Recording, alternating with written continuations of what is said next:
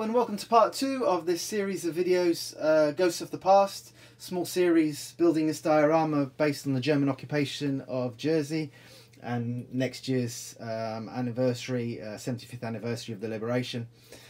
Firstly though, big thanks to everyone who's left comments and likes to part 1. I'm really pleased the scenario and the idea has made sense to people. It was a little unusual what I had in mind, blending the past with the present, but everybody seems to appreciate what I'm trying to do. The gun emplacement and the bunker itself is built mainly out of styrofoam, loosely based on designs around the islands, defence systems around the islands. Just taken a few ideas from a couple of them and just created my own bunker. The idea with the figures is to blend, as I mentioned, the past with the present. So I'll have German soldiers and forced labourers, workers on one side, and there'll be present day people on the other, and then in the middle there'll be a mixture of the two. So basically you've got one place, one location, but two periods of time, and the two mixed together. So hopefully it should come out quite nice. Okay, so what I'm planning on doing in this video, part 2, I've ordered a couple more figure sets and kits to come down. So when they come down, I'll show you what I've ordered and how I'm planning on incorporating them into the scene. I'm also planning a visit up to Jersey's northwest corner, where there's a number of bunkers and defence systems up there, similar to what I've shown you in part 1 in the first video, but this is a much bigger area. It's always of interest to visiting tourists, so I'll take a few photos and videos up there. I'll be working on the ghost figures, i.e. the German soldiers, the sentries, and the forced labourers, the workers who will be working down this side, all painted in their shades of grey, as I've begun to in video part 1. I'm trying to get those sorted so when the new figures do come down, I can start working on them pretty much straight away. I'll be covering a lot of this, all the concrete area I'll be covering in AK's concrete for dioramas. That has also been on order. So I've never used that product before. Coating everything that needs to be concrete in this paste. Another thing I'll be working on is the sea wall, or the beginnings of the sea wall. Obviously all this part area here is all modern day because it's already been built, but this is the beginnings, and this is where they'll start to build this defences and the sea wall, hence this building site here, and the workers will be here, so I'll also be able to crack on with that. So that should keep me going for a little while, so we'll start.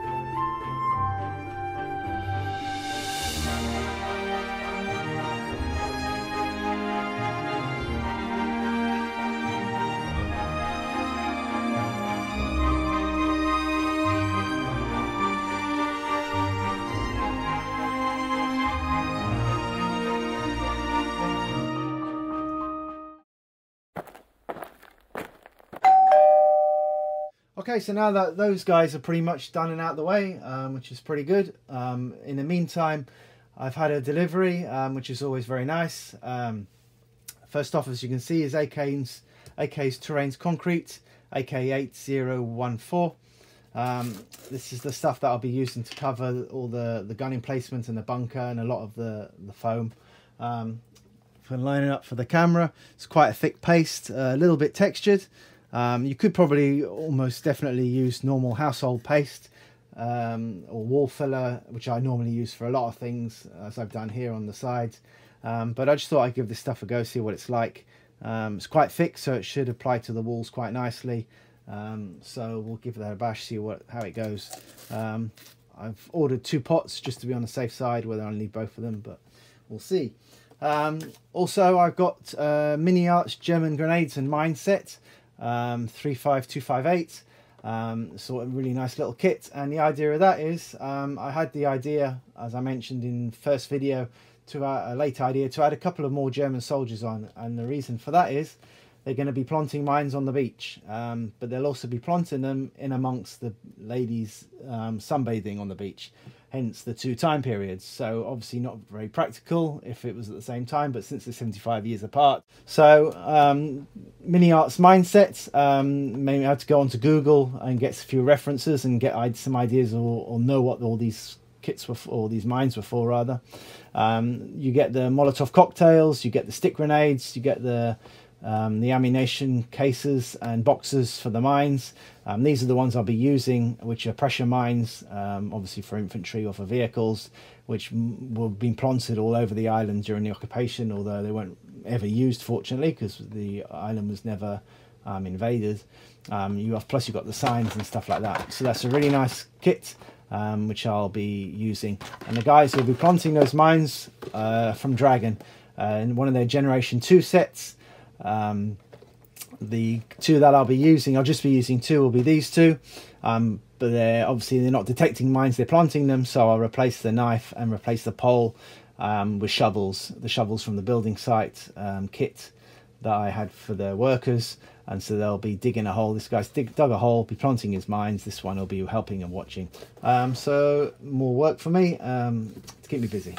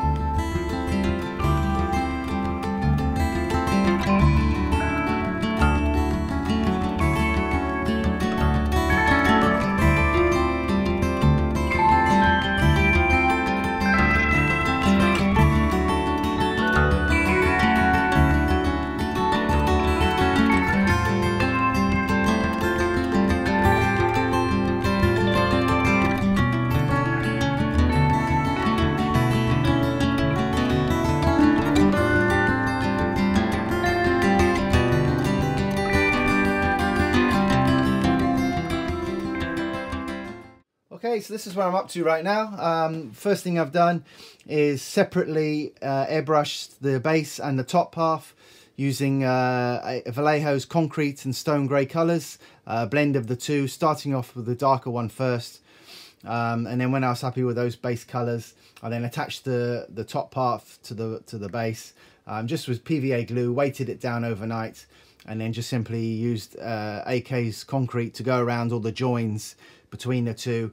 When that was dry, sand them off, and then I could give 3 or 4 coats of these two colours again, gradually getting a little bit lighter towards the top and also onto the walls on the top as well. The beach as well, as you can see, has also been done, well started, it's not quite finished.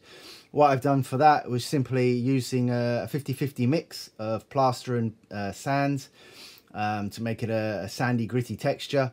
Adding some PVA glue and some paint to it, some creamy white paint, and then applying that again over a few layers, trying to build up a bit more towards the back, towards the sea wall. And then whilst it was still wet, put some footprints in, some little bits of texture in the sand, some pebbles, little stones from outside. And then another thing I've done, I've just been down to the beach and picked up some seaweed from the rock pools. And as you can see there, that's the kind of stuff I've picked up, various different types of seaweed, and that's pretty much dry now. That's been drying for over a week, and then I can just tease out the little strands of seaweed. The one I'm happiest with, looks the most lifelike. Give it a couple of airbrushes, and then attach little strands of the seaweed onto the beach as well, again for a little bit of authenticity. Girls from Stalingrad have come down. I've put those together. They're pretty simple to put together, 2 or 3, 4 parts at most for each figure, so not much to do there. And they'll be down on the beach, as you can see in this photo. Just tested out a few positions, and I'm quite happy with the way this one is. So now they're to be painted with the Germans, and that's another job to do. Another detail I added, as you can see, I've added some little hooks along here, some little twisted bits of metal, and that's taken off from one of the bunkers over here. Well, a number of them actually, that I've got all these, some of them still in place, but obviously twisted and bent over time. And they were to hold up the camouflage netting, or at least I guess that's what I think it was for. Obviously during the war period, to disguise the bunkers around the islands. But obviously that's all gone, but the pegs and the metal parts are still there. So they're going to be painted up as well to look like they've been there over time.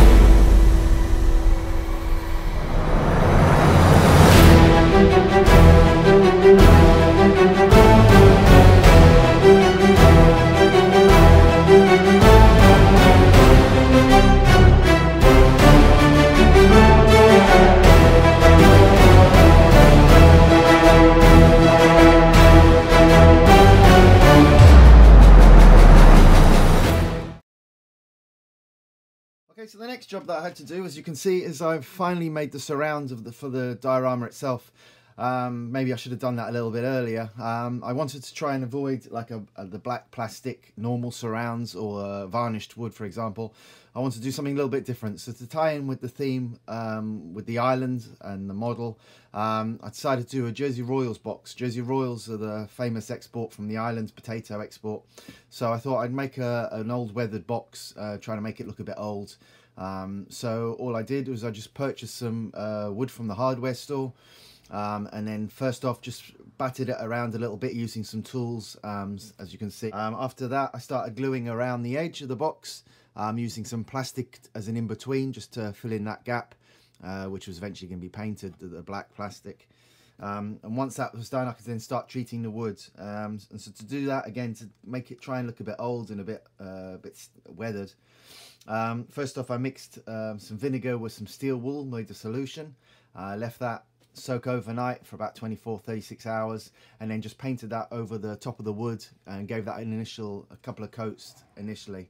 Once that had all dried off, I then made a tea solution using about 8 tea bags to 1/4 litre of water, and that made it really dark, gave it a really blacky brown colour. And then once that was dry, I could then print on, use the text, put the text on.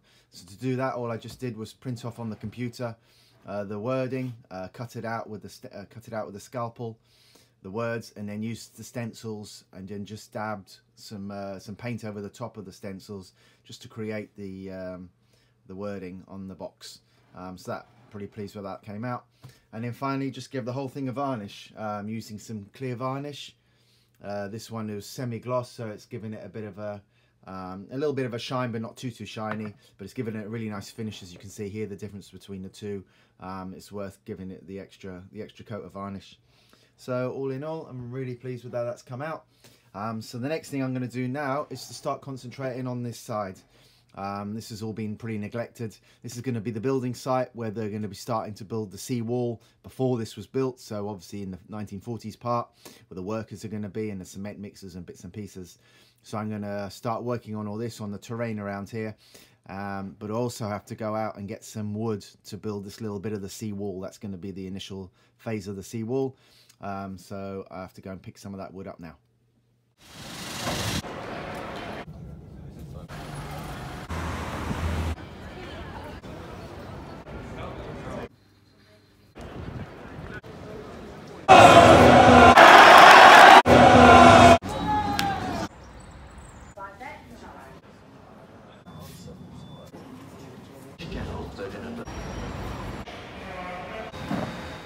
Okay, so that's my wood. I've picked it up from 4D Model Shop in London. Excellent model shop for building dioramas and scenery and models. They don't sell kits as such, but they do supply loads of different types of wood, plastics, foam, all sorts of stuff to build some scenery and some model making, basically. So well worth a look if you're ever in London. I also got some of Mini Nature's. It says long tufts of grass, but I think this is 1/48 scale, so they are quite small. But they'll do nicely to go around the bunker, and especially on the building site, little bits of grass. So that'll come in useful as well. The picture I'm going to use to imitate or try and copy or use as a guide is this one. Of the defences being built during the occupation. I'm not going to copy it exactly, but using this wood, this is basswood, 1.5mm thick, and along with the wooden sticks as well, should hopefully give people an indication of what it was like when they were building. So now I've got all that, I can get cracking.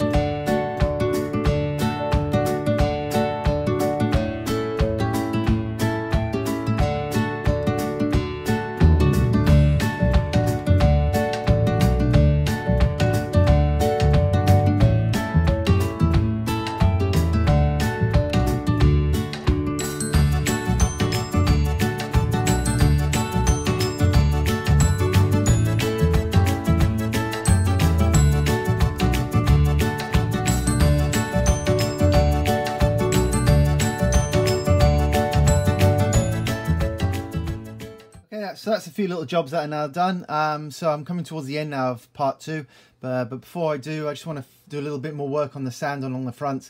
I've got the seaweed that's been drying now for over a month, and that's ready to go on now. I'm using a little bit of PVA to stick that down, and then to do a little bit more work on the sands, I've got some of Game Colours bone white.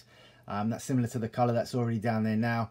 And then once that's on, mix it with a little bit of white, and then do some highlights to get a little bit more detail to the sand. And then once all that's done, I can start adding the figures. Perfect timing. Yesterday came down the nameplate for the model, Ghosts of the Past, Liberation 75, to tie in with the theme of the model. And they do it in a really nice rust colour, as you can see, which goes quite well again with the theme. So that's eventually going to sit on the front there, and it'll set off the model nicely. As always, that comes from Name It, which nameplates for models, which is a UK company, which I always use for the nameplates. They do various different finishes, so they're excellent, well recommended. So I can now finish off.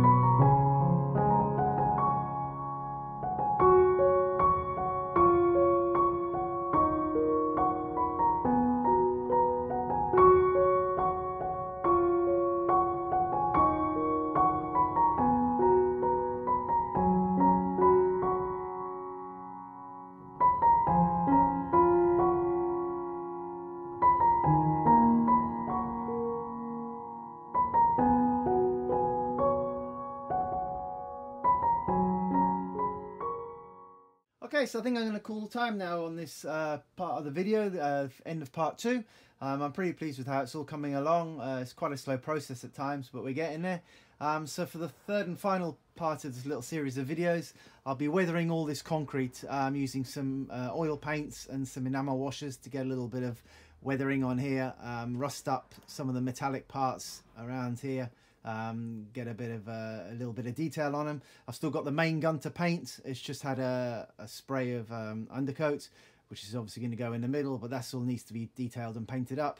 And I've still got 4 or so more figures, basically the guys that are going on and the ladies that are going on the beach. So they got to be painted up and added, and then I can start adding the rest of the figures once they're finished one by one.